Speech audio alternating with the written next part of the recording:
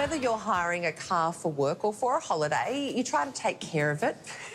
I just saw you over my shoulder. You're being photobombed. You try to take care of it.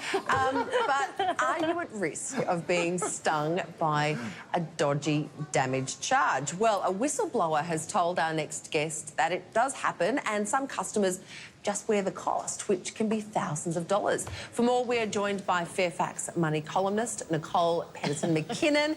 Welcome back to the show, Nicole. Thank you very much.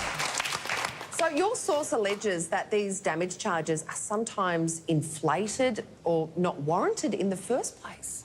Look, I know it's one of those things that makes us uneasy, sort of instinctively hiring a car, right? Well, you know, people should trust their instincts because it seems like a big part of the industry actually stinks. So I've conducted this investigation over 6 months. So I've looked at hundreds of claims now where people have said to me, approached me and said, look, I didn't do this damage, and even if I did do this damage, it shouldn't cost this much because it was absolutely minuscule. And yes, then this whistleblower confirms, he worked in the hire car industry, confirms that some firms make more money from charging erroneously for damage than from hiring out the actual cars. Wow. Outrageous claims, right? Mm. Now, the thing to me, I've hired so many cars over the years.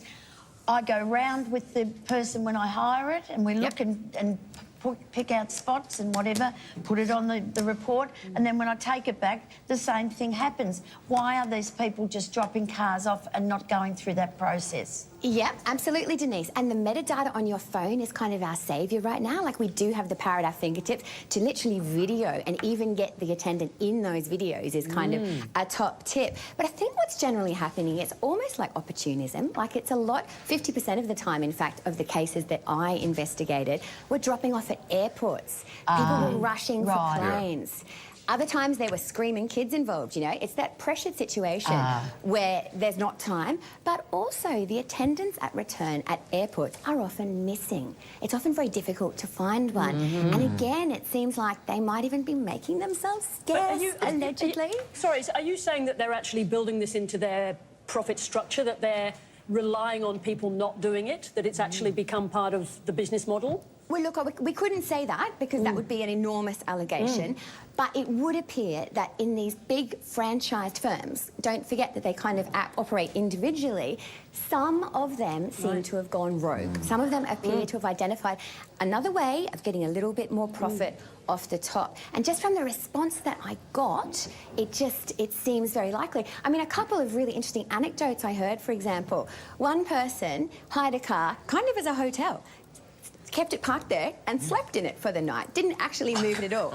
And when he went to return the keys, they tried to sting him for damage. He said, well, check your CCTV. I didn't actually drive the car at all, right? Another one was in the process of getting done. They were starting to make noises about damage. And someone yelled across the forecourt, don't bother with that one. He bought the damage waiver, the excess waiver. Oh, my God. Anecdotally, there's all sorts of little bits and pieces that you think, ooh, some operators perhaps are sailing a bit close to the wind. Oh, I can sense a Four Corners investigation coming on somehow.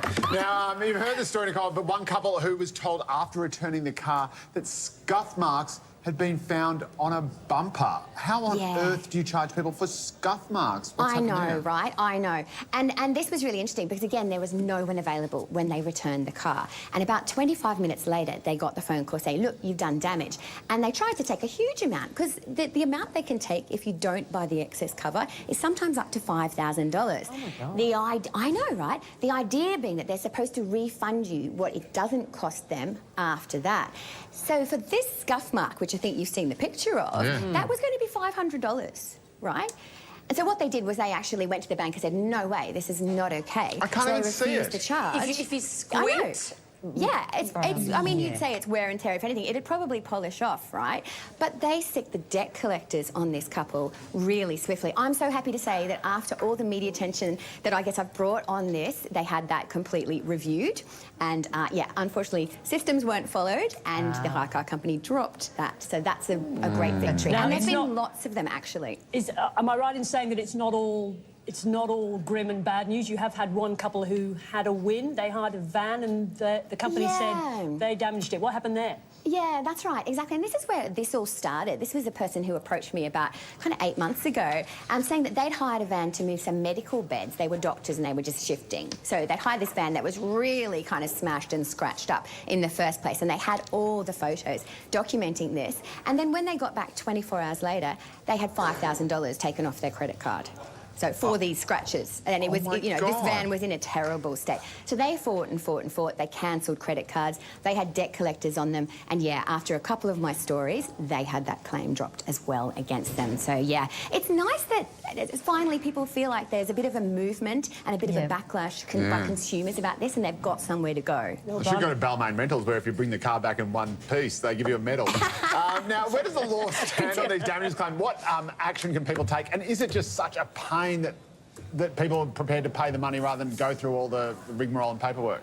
Very shrewd, Joe, because that's another pattern that I saw emerging, is a lot of the time it's for these very kind of reasonable amounts, like $400, $500, $600. So you get to that point where you think, oh, you know what, it's not worth my time or my angst over this, and people might more willingly walk away. So you've got your fair trading departments, or the equivalent in every state. You've got the ACCC. Fair Trading analysed the complaints for me in the process of doing this investigation, and they found that against car rental firms, 1/3 were about damages.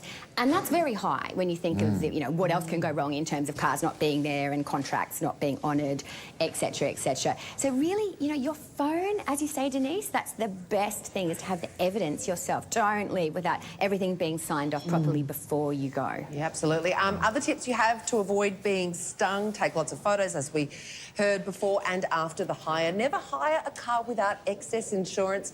Buy a standalone insurance policy, not from the hire company. When returning, stay while the attendant checks the vehicle. All really good advice. Nicole Pedersen-McKinnon, thank you for joining us. Thank you so much, guys. Bye-bye. Talk soon. Okay, after the break, we'll open